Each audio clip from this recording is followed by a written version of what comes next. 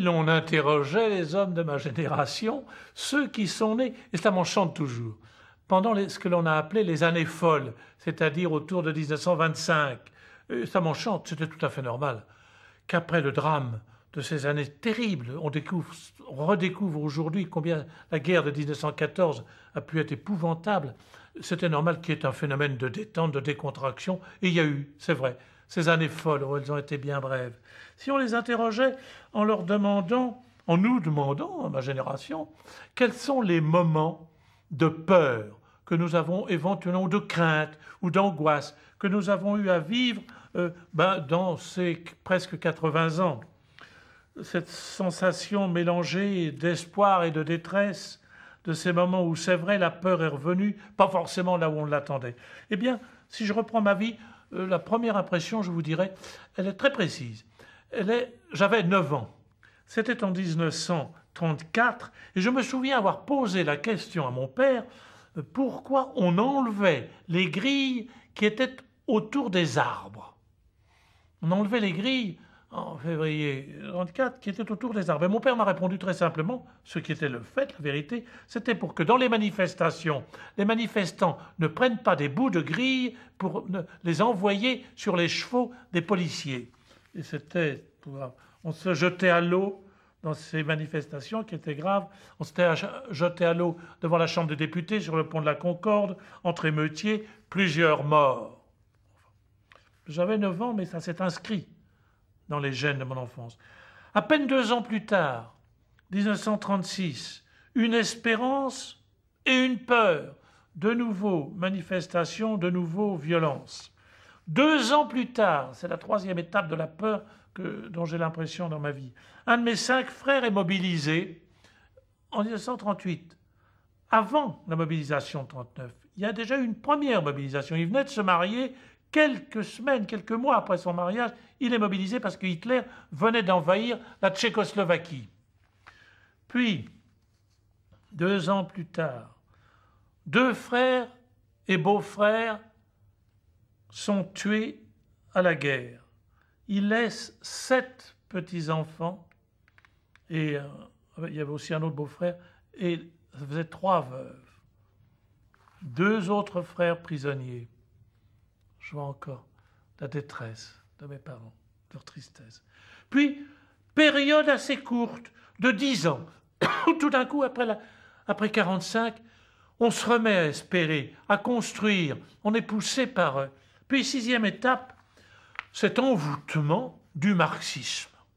Ceux qui ne l'ont pas vécu ne peuvent pas croire que dans les années 50, etc., on a été envahi, mais y inclut les couvents, même les séminaires, par l'ébranlement marxiste. Et en simultanéité, il y avait la guerre d'Indochine et la guerre d'Algérie.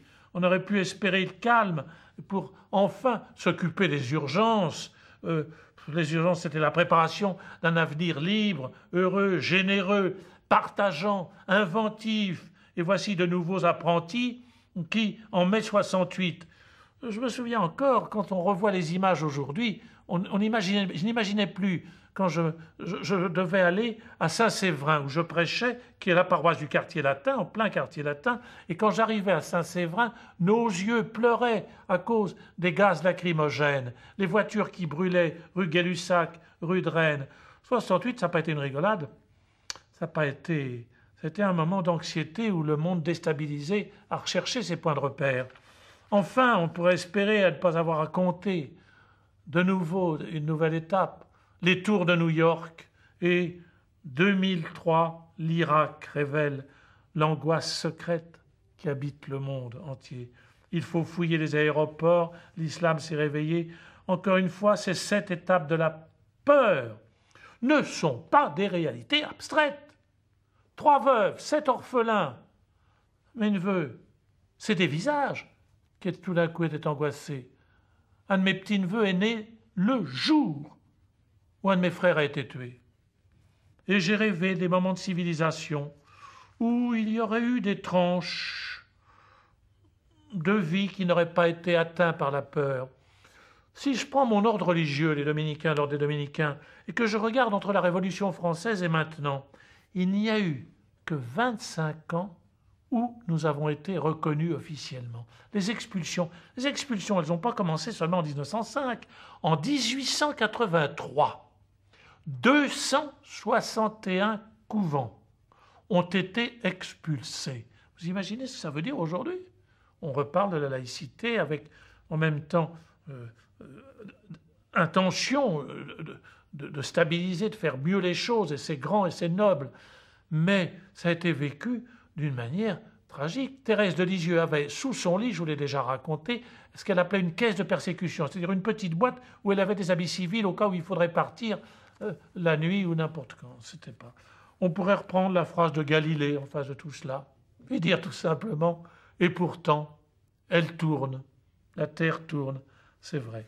Alors je me suis, en face de ce petit récapitulatif que j'ai vécu, je me suis demandé quelles étaient les deux sources, les deux causes de peur que les scientifiques avaient réussi à déceler pour un homme. Quelles sont les deux sources, les deux causes irréfragables, absolues, certaines, qui créent un état de peur? Et voici donc la parabole qui va nous aider à répondre, que j'intitule tout simplement « Les deux raisons d'avoir peur ». Les deux raisons d'avoir peur. Une expérience, je vous disais, significative a été tentée à Montréal. Les Canadiens sont très remarquables. Ils ont un génie, je pense, inégalé dans le monde sur les sciences de l'éducation. Sur les sciences, ce sont en même temps, ils sont issus des Latins, les Québécois, et en même temps, ils ont le pragmatisme de l'Amérique. Alors, ils ont cherché. Et ils ont utilisé pour cela les 2000 enfants d'une clinique de Montréal. Remarquable, génial, une clinique pour enfants. Et ils ont mis des enfants avec des serpents, sans les avoir prévenus. Ils avaient prévenu les enfants de rien. Avec des tout petits renards, avec des lapins, avec des petits lionceaux tout petits, etc. Les enfants jouaient, ils n'avaient pas peur. Il n'y avait que deux choses dont ils ne pouvaient pas se dispenser et qui provoquaient une peur. C'était le bruit inattendu. Quand, vous savez, quand on fait et que la grand-mère ne nous a pas vus arriver, puis qu'on fait « Ouh ah !» Elle sursaute « Ah, mon petit, tu vas me faire mourir !» Bon, elle a eu peur. Le bruit inattendu. L'inattendu. Et puis, deuxième chose, quand on mettait les enfants dans le bain, ils n'avaient pas peur de l'eau. Ce n'est pas de l'eau qu'ils avaient peur. C'était de la perte des points d'équilibre. Il n'y avait plus de stabilité, il n'y avait plus d'endroit sur lequel on pouvait s'appuyer. Donc, l'inattendu et l'absence de point d'appui.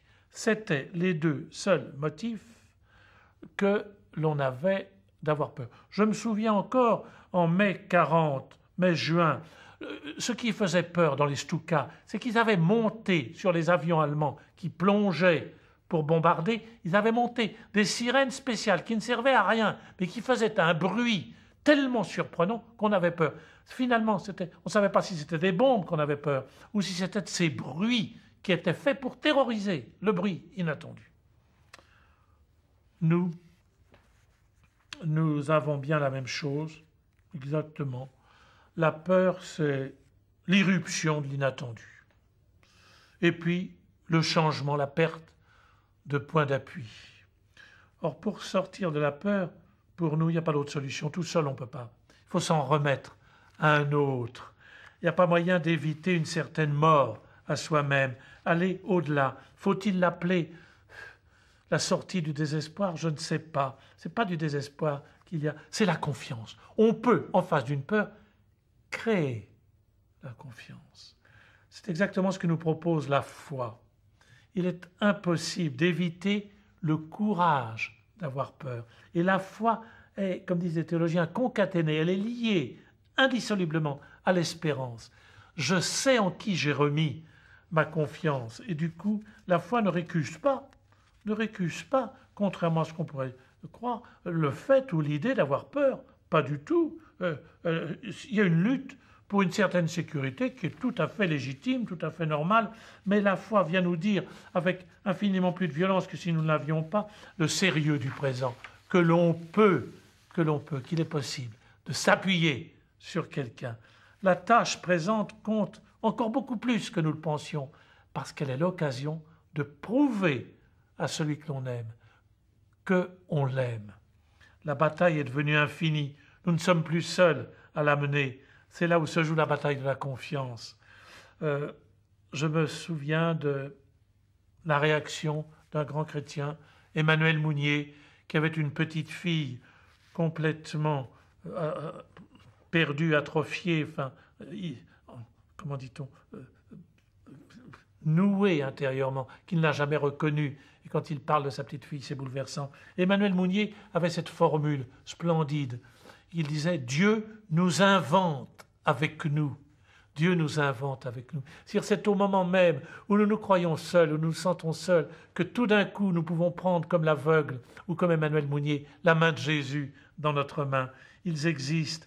L'avenir, la sécurité, ces points de sécurité, ils sont confiés à beaucoup plus grand que nous. Ils sont confiés à Dieu, au Christ, pour qui l'amour n'a pas permis de demeurer seul.